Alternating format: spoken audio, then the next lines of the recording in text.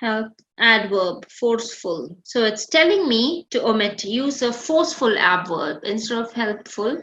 I might as well use a forceful adverb, right? Perhaps being marked. Instead, I need to use an active voice here. Instead of saying, so phrases in green are marked to show, right? Instead of saying have been, are marked, be, use the active voice. So this is how we need to understand. And then now what I can do is I've already pasted it. So the thing is you could go ahead and again, this is the same one in fact that I checked on Grammarly, that I checked on Ginger, and I'm checking on Hemingway. This is the very same piece.